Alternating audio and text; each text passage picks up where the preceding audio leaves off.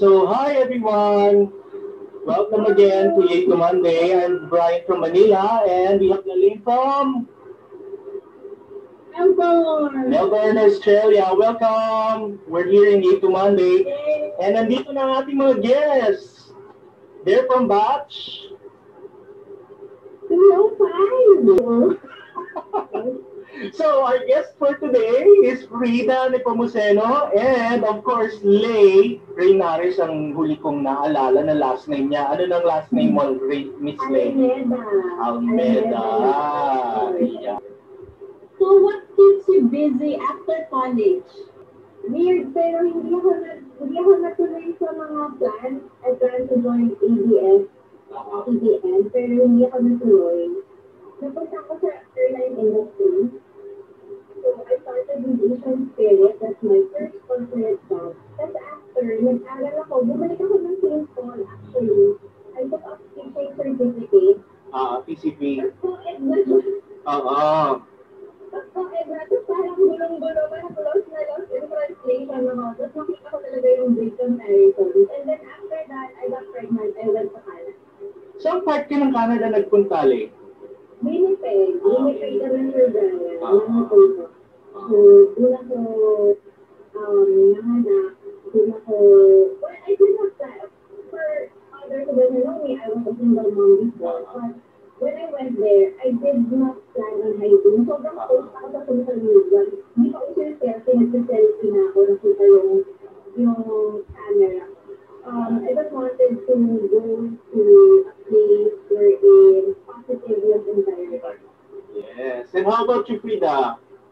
So after college, I did some corporate jobs and then ventured into the salon business with them for like 3 years. And it was a baby business for me. And then I went back to my passion, which is stage, hosting, and then a lot of events. And also, I teach how to speak to kids and some business people. Entrepreneur. Actually, si Lay at si Frida, entrepreneur kayong pareho eh. I see your posts, you have business enterprises. So, talk to us about your businesses. What are you very concerned about sa business ninyo? So after a while, I went back to the Philippines also. And then I went back to corporate path. I was employed for 4 years in a shipping company. Medyo small na shipping company siya. So doon talaga din ako nakakasa talaga sobra. Kasi yung boss ko sobrang mait at the time. And then, however, I have racket na. Alam mo yung college, alam mo na racket na ako. Nag-event, planning na kasi ako ng college. And then year 2012, my husband now, at that time, friends pa lang kami, hindi na kayo nag-boyfriend. Parang gusto niyang mag-put up ng business together. Gusto niya mag-put up ng thing to do. Noong time na yun, parang pa-start pa lang siya. So, meron din yung mga tao na yung gusto, but they don't know how to start it. And so, I help. And then, eventually, sabi namin, sige gawin natin full-time yung business. So, nag-resign ako from work, and then, yung creative timing by JB for JB, and then L for Lay, started. So, we were doing event planning for both social and corporate. And then, syempre, parang one of the business things that I learned was, you don't have to put all your eggs in one basket. Kailangan split up siya. So, basta yung expansion namin, nag-focus kami muna sa business. So, event planning, and then nagkaroon kami ng styling, we had food to do, and then we had table and chair rentals. And then eventually, sabi namin, ang laki ng overhead namin with the truck rental. Sabi namin, why not buy our own truck? Pag wala tayong event, rentalan natin. So that's what we did. It lowered down our operating expenditure kasi. And then, yun, sabi namin doon, Janine and I were talking na parang sabi niya, everything I really love to write. And so, we think that I was part of the community. I remember that. Diba? And yung blog ko, parang sobrang tagal na niya. Tapos recently, parang Jan would say na, ba't hindi mo gawin i-monetize yung blog mo? Actually, even before people are telling me that. But it's not one of my goals and my mission actually. So, after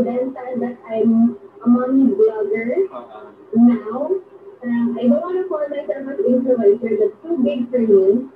And then, yun yung mga businesses namin that we have now. Before the pandemic, Ang galing, no? Frida, tell us about your engagements of business mo. Well, sobrang happy ko kasi nahanap ko yung floor ko to really express myself. Kasi diba, before, I'm really excited girl. Yes, oo. Maningin yan si Frida. But because of, my trainings that I had with St. Paul and outside, talagang nahasa rin ako to really, explore possibilities of identity. So, I something to listen and mga events ko din is parang tuloy-tuloy ka nun. And ito man ang pandemic, medyo na-stop at we have till the end of the year. We're gonna have the first new normal event, the Asian Leaders Awards. So, online. No, I think we're gonna restrict sa talaga place, but there are definitely gonna be protocols talaga for that. And then, so I also did corporate jobs like I did TV hosting with Fame, radio and TV with Mr. Bobby Castillo, and then nag-NRT din nga. And then, before experience at exposure yung hinahanap natin after graduation, makita ka lang sa Fame and TV, ang super happy ka na, I think that parang part of upgrade mo na yun, di ba? Parang, hindi ko kami sa Instagram, so open day, that person. So, hindi ko rin dati yung dati. Kung may Instagram na before, ito, lalo na natin. Every now and then, Frida, di ba, nag-impersonate ka din? Yes. Di ba? Kakatuwa si Frida. With my dad. Ayun nga, nakatutunan ko with the radio drama, yung mga boses-signs, so yun. Nag-icoding din niya kay Atty. Vega yung mga single ng voice sa radio drama. Yes! With Aquino, Napoles, so I have those experiences talaga. Iba talaga sa stage ka po eh. Dahil simple talaga sila yan. Other than routine, theater talaga. Yes. Yung dalawa parang nahanap mo yung passion na kasi you can escape from who you are talaga and three different worlds. Yun talaga yung hindi mo babayaran na passion sa'yo. So, I think communication art is the choice na nagawa ko sa buhay ko dito. Other than fine art. Yeah. So, it helped me a lot. So, I agree. Lay, what made you decide to go to the airline industry? At that time, kasi to be honest, guys, yung family namin has a big connection with ABS. And I'm the kind of person na I don't want to use credit cards. Yes. Jay would know.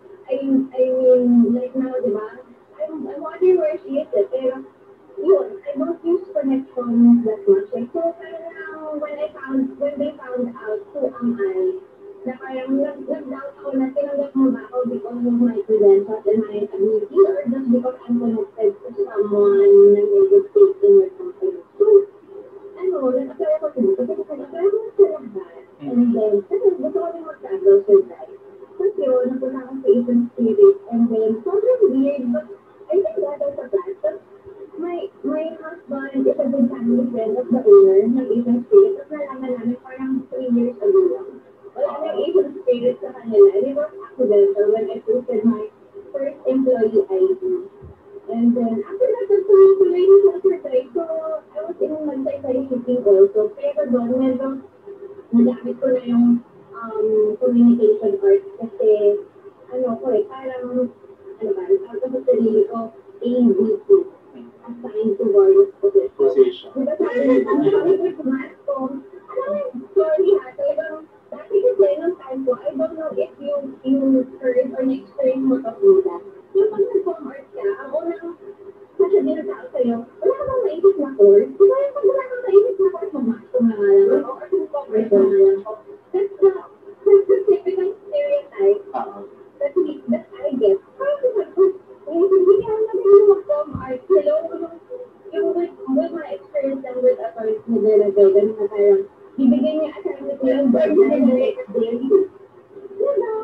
Sobrang with the deadline, very strict, and I'm grateful for that. And sobrang nagamit ko yun with shipping industry, lalo na with all the deadlines, stopping yung Yes, work, and all that, just cramming, parang, you do things with pressure pero with grace. And under pressure ka na pero with grace. So, natuwa naman ako. But now, with my industry now, with PR and brand and marketing now, nagagamit ko sobra yung kay Sir Brian.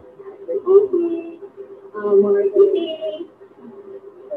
One last thing lang for Brian, hindi namin nakabutan. Parang nung time kasi namin parang media pa. Oo, yun pa. Wala pang social media din.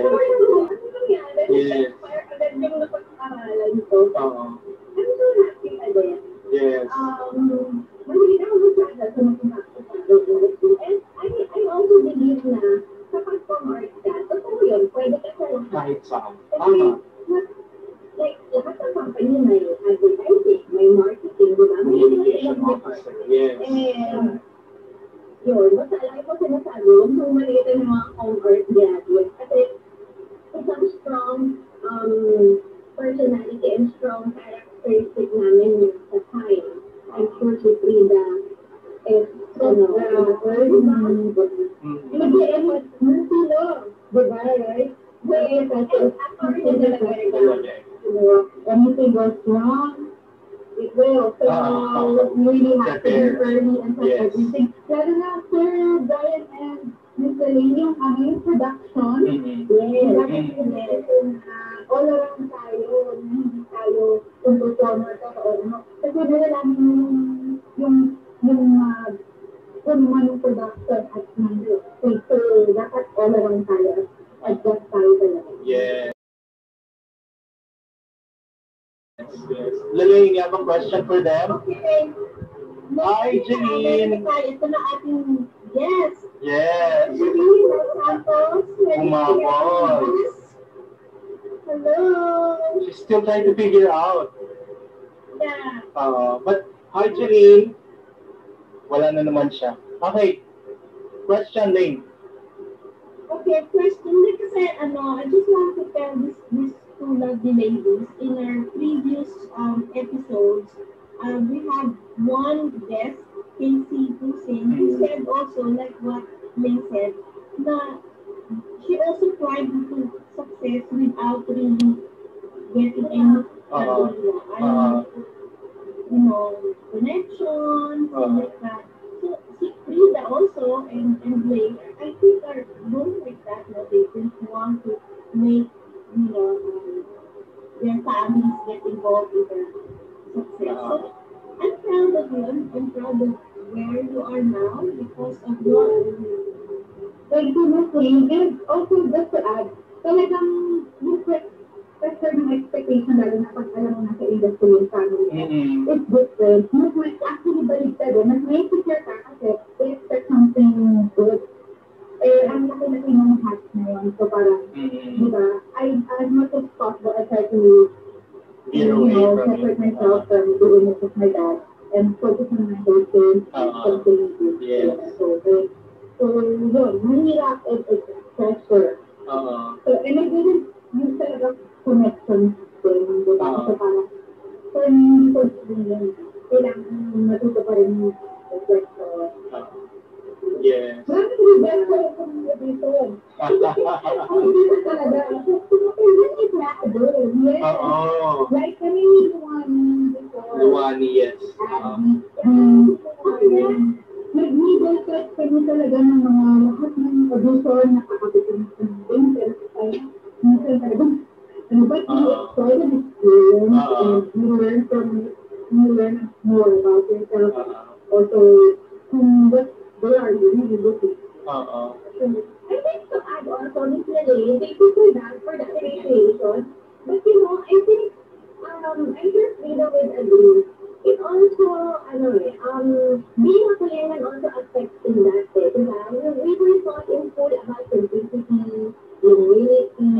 So, I think very, talaga siya, very laki ng impact of choosing painful. Oh, I'm so grateful na pinili ko. Actually, accidental why I became a Korean. Hindi ko talaga dapat mag-enroll kasi gusto ko talaga acting po eh. Kasi po ako every saan ka nag-high school? St. Mary's. St. Mary's. Frida, saan ka nag-high school? Frida.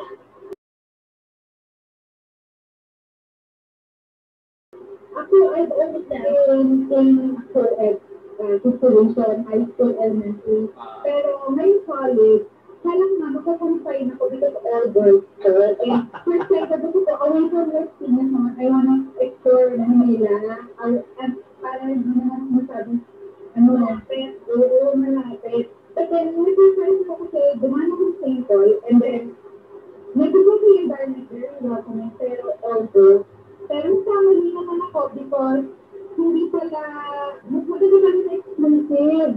Actually, kasi, parang may comfort ka as a woman na lahat na babae. So, you are free to really be at ease and express na yourself. Kasi kapag po kasi na akong po pero bakit hindi ako parang medyo may block pa rin. So, I guess, mas nabuksan ako kapag I'm at may comfort na kasi sa best friend mo, di ba? Pag mahal ka ng best friend mo talaga, mas open. Open ka na. Yun naman na, pero okay din ako of course, kasi yung roughness ng number, pag alis mo yung painter. We'd like to welcome Jeline. Jeline, how are you? Welcome to Yay to Monday. Ano yung high school mo, Jeline? Where did you spend your high school? Hi, Celine. Hi, Lay. Hello. Kasi weird, hindi naman ako palaging college, Manila. Ay, oo naman. Mas na-issues lang. So, yung high school daw. Actually, yan since kinder. True-blooded Bolivian. I studied kinder in St. Paul, Paranaque. So, after high school, I went to St. Paul College, Manila po. So, Iba-iba sila. So, si Jeline lang yung straight from basic ed to college, St. Paul siya. Pareho kayo nila, Lane. Kanina we asked them what kept you busy after college. So, ikaw naman, tell us something about your engagements, quote and quote, after college. After college, on the side lang po, I also continued pursuing sa aking modeling. No? Kasi started pursuing college, I'm sure most of you know naman. But I got into employment ko with swimmers. I was here actually. Yes. So, yeah, after nag-business na po. Talagang entrepreneurs pala tong tatlo na to na guest natin today. No? How do I begin? Medyo may konti lang po responsibilidad bilang ang aking husband na po into public service. So, whenever I can, I make time. Ang first lady. Oo, first lady. Ako galing. Also, how to call it, blessed to have this platform wherein I can reach out sa mga bata, especially sa mga women, mothers in our community, in our city. So, ayun po, ginagamit lang po namin na opportunity ganun yung kung anong meron ako ngayon so that I can also help. And also, I join also yung mga critical organizations like Rotary. Yes. So, yun po. Into service also. Napansin ko yung batch ninyo, lagi kayong nagre-reunion. The other batches na later, sa inyo hindi masyadong active. What's with your batch? Bakit ganun yung closeness ninyo? Dapat meron pa rin this mark.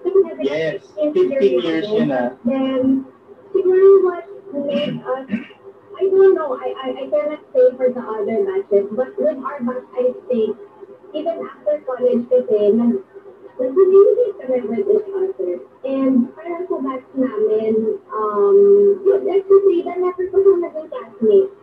Di ba, Fred? Parang sa pera, doon sa parang sa batch. Dahil ba kayo section? Dalawa.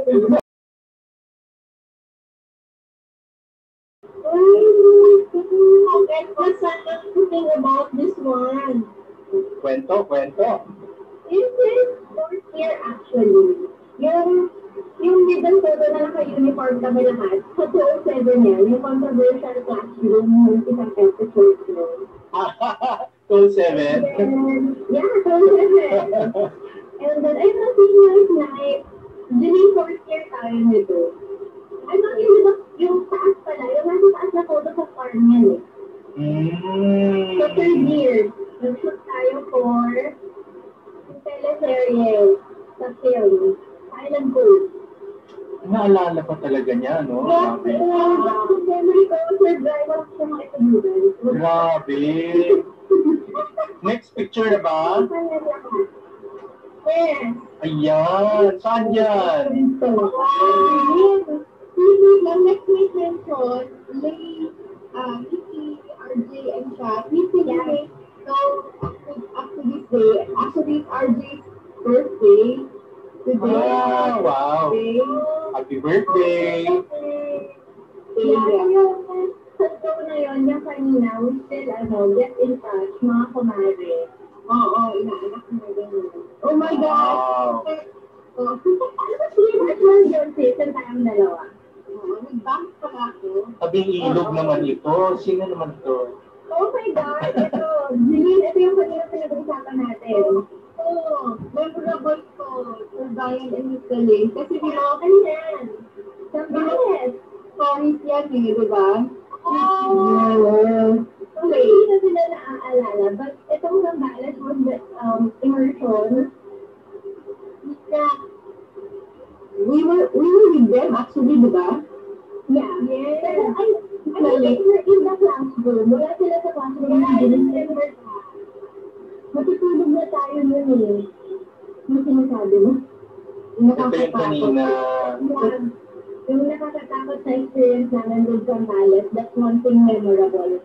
For that, memorable yun. Yung mga takot eh. Yun yung immersion. Yes. I think kasama rin kami doon, di ba? Super memorable. Di ba kumain kami ng doon, ng tinola na hinampa ng tatay ng family, ng chicken. Yun ang experience namin doon. At saka makikita mo talaga yung happiness nila.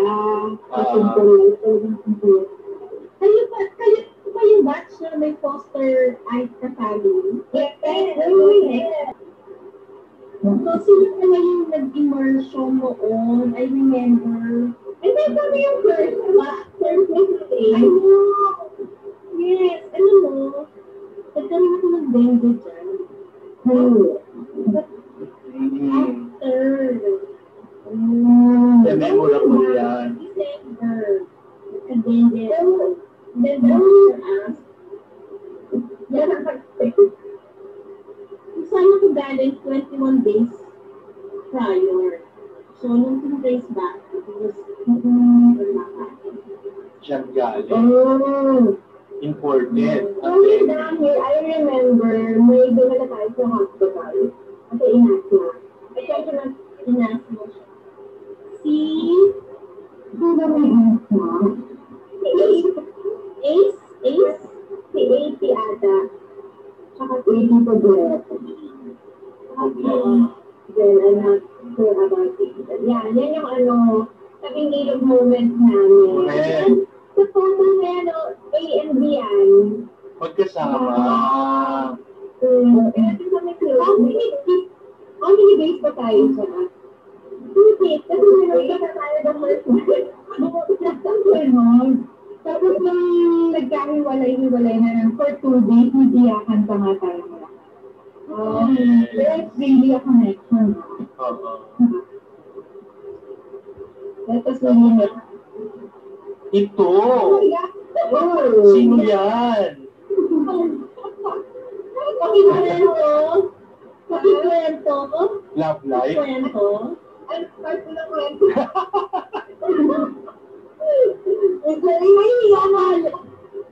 College pa kayo before, di ba? You were still in college. Yes po. If I may say, parang hindi ko sila at time. Kasi, ano ba? Kasi nga Pauline yan, di ba? Di ba yung Tagalog? So, yeah, we started in college and I'm married to my first and last boyfriend. So, yeah. Wow! Pag na natin yan. Mga babang usapan, second session, dapat meron tayo with Jeline. Dito nagtapos. Ayan. Ang ganda ng picture. Next month. Happy anniversary. Ilang years na, Jeline? Since the wedding. The wedding, Mm. 4 years. 4 years na. Ang ganda ni Jeline dito. So, really long time ago. Oo. How is it like to be the first lady of Imus, right? Imus ko. Alam niyo, ano po kayo na nga, I was chatting with Lay. Parang, so, bring back yung mga memories ko ng college. One thing that I really learned from college, kasi po, I started out as a really shy girl. Very timid kasi ako. In fact, I only keep a small circle of friends that I can trust. Kasi nga, parang, palagi ako may barriers, and I'm a very private person. I mean, I think the only truth alive for me to have, parang mas gusto ko yung away from the public's eye. But I learned a lot from my college life, particularly from my course sa commerce. Kasi parang, di ba, lay dati nag-talk show tayo, nag-immersion, exposed talaga tayo. So parang kahit sa paano, medyo tumaas yung confidence level ko po. Parang gano'n. So, ayun, I'm really grateful na madami akong makukulay na experiences ko man. Madami yung painful. Alam ko nilay lahat yan. At ito! Sino yan? Sino yung sexy na girl na yan? Hindi ko na natanggap.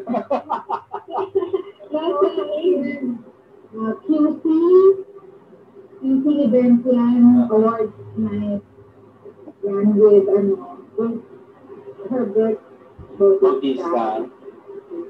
May question ako for Frida. Yes. Was there any pressure na you're the daughter of you really Consuelo? Ay, pressure talaga kasi yung bunang na expectation ng mga tao na kailangan ilalabas ka ng daddy mo sa public. Ano yung iharap mo? Madami ka ba? O nilabas ka lang because, you had that goal. Para nilabas mo yung sarili mo. But I think it's runs in the blood. Kasi I came from a family of musicians. And my mom is an open singer before. So, lumaki ako talaga na karay-karay nila. I was 2 years old. So yung orientation ko sa buhay na parang you go there, entertain the public. So, parang sa akin hindi siya bago. Pero yung mga tao, nasa-encounter din ako like before yung nag-guest. Tapos, hindi ko din nasa nag-guest ako doon. Una kasi hindi nila kilala. And then they thought na nilipit ako. Pero hindi naman talaga. Someone just placed me there. And then, yun, kailangan ko patunayan yung sarili ko sa acting. And then, kung ano na yung narinig. So, doon pala talaga, doon ako namulat na ang harap pala ng reality minsan na sa isang tele-tele ako sa isang na parang, naniliwit ka. Pero, pagka natuwan, ayun, nagawa ko naman yung task ko doon. So, we were saying sorry naman after. And, I think improve ko rin naman yung sarili ko sa mga ginagawa ko. And yun, of course, the pressure will always be there. Pero syempre, kailangan hindi redesign yung sarili mo. Yung pagkawin hindi ka magkukumpara. Mabuti na silang babae. Tama. Oo. Mahirap ikumpara sa... Yes. Ah! Ayun yan. I think that was our first reunion ng mga friends ko sila Denise, sila Riza. Yes. I think again, right after graduation pa yan. It was my first. Parang wala namang nagbago, Frida. Ayan na, ayun na. Ay! Ay, ito na yan. Hindi ko po. Another writer. Ayan. That's a guest thing sa ANC as Janet Matolos. And nerve-wracking siya kasi live yung show. Ay, walang script. So, ano talaga, tapos taking ni Karen David. It's like, or lahat na sabihin mo doon, recorded na. Diba, ANC. So, yung tapang ko, nakuha ko rin si St. Paul. Siyempre, nag-inigla ako na magkamali sa stage, sa mga sound of music, na matahiya, lahat na, pero, kumagin ko yung face ko doon. So, thank you, St. Paul. Reaction siya. ANC. Winner. Diba, yung mga details yan, sa theater, yung mga wardrobe. Ito ko na din. Uy, saan tong acting na to, Frida? Ang sexy naman. Maybe yung winter sa Phoenix with her famous burger gown. Dapat alam mo, marinig ka namin na. Bigyan mo lang kami ng sample.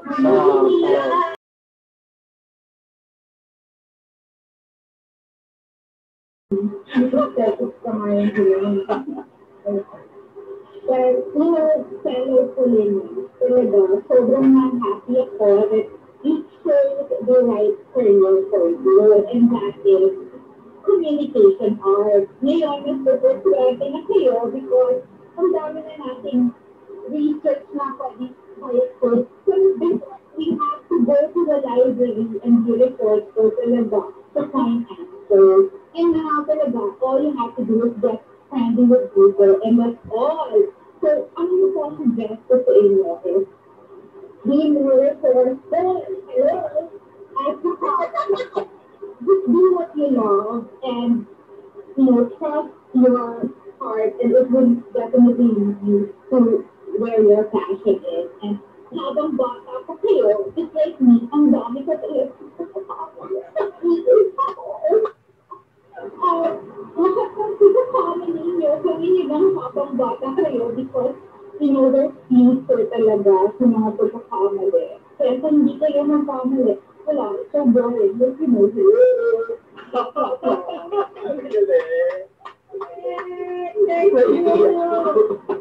O sige naman, Lay, vlogger, kahit kunyari vlogger ka, nasa vlog ka. Ang hirap naman. Kasi, Parang tayo na workshop. sa vlog ko, very raw and authentic pa rin ako. Yung scripted. But anyway, for my Polinians out there, for me, one thing that I teach, even to my kids right now, that being a Polinian is a way of life.